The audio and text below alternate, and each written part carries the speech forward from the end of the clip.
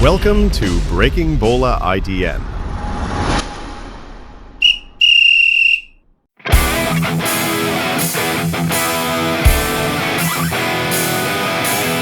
Mimpi apa timnas Indonesia sampai bisa mendapatkan pelatih seperti ini? Malam itu, di momen paling menentukan nasib sebuah bangsa, ia melakukan sesuatu yang sulit dipercaya. Ia menaruh senjata paling berbahaya milik timnas Indonesia, Kelvin Verdonk, bukan di posisinya sebagai bek kiri, melainkan sebagai gelandang bertahan. Padahal seluruh negeri tahu, Verdonk adalah sosok tangguh di lini belakang, bukan pengatur ritme di tengah lapangan. Keanehan itu tak berhenti di sana. Ricky Kambuaya dimainkan sebagai winger, padahal sejak dulu ia dikenal sebagai motor serangan dari tengah. Pergantian pemain yang terlambat, pencoretan nama-nama penting seperti Justin Hubner, Givar, dan Marcelino, semuanya menjadi potongan puzzle dari sebuah misteri yang bernama Patrick Kluivert. Di laga melawan Arab, taktik coba-coba dengan menempatkan Joop di posisi bek kanan harus dibayar mahal dengan 2 gol bersarang ke gawang Garuda. Dan saat menghadapi Irak, nasib tragis kembali datang. Verdonk yang seharusnya menutup sisi lapangan justru dipaksa menahan serangan dari tengah. Satu kesalahan kecil itu cukup untuk membuat satu negara kehilangan harapan. Malam itu, rakyat Indonesia hanya bisa menatap layar dengan dada yang sesak. Bukan hanya karena kekalahan, tapi karena keputusan-keputusan aneh yang tak bisa dijelaskan logika. Patrick datang dengan janji perubahan, tapi yang ia bawa justru kekacauan.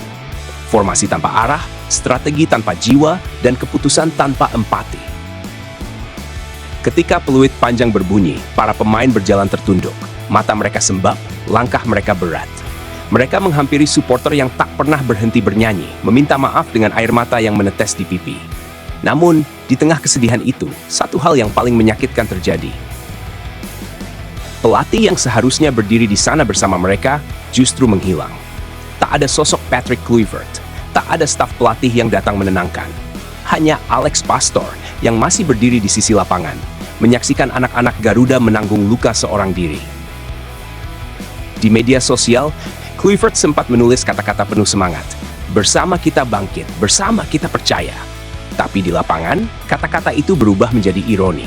Sebab saat tim terjatuh, ia justru pergi tanpa menatap mata para pemain dan supporter yang sudah memberikan segalanya. Bagi pelatih, kekalahan mungkin hanya satu hasil buruk. Tapi bagi para pemain, ini adalah luka yang akan mereka bawa selamanya. Lihatlah bagaimana Tom Hay menangis. Lihatlah bagaimana Kelvin Verdonk menatap tanah dengan mata kosong, menahan air mata yang tak lagi bisa dibendung. Mereka datang ke Indonesia bukan karena uang, tapi karena cinta. Mereka menukar kewarganegaraan, meninggalkan hidup nyaman di Eropa, dan memilih mengenakan Garuda di dada. Semua itu demi satu mimpi. Mendengar Indonesia Raya berkumandang di Piala Dunia. Tapi malam itu, mimpi itu hancur.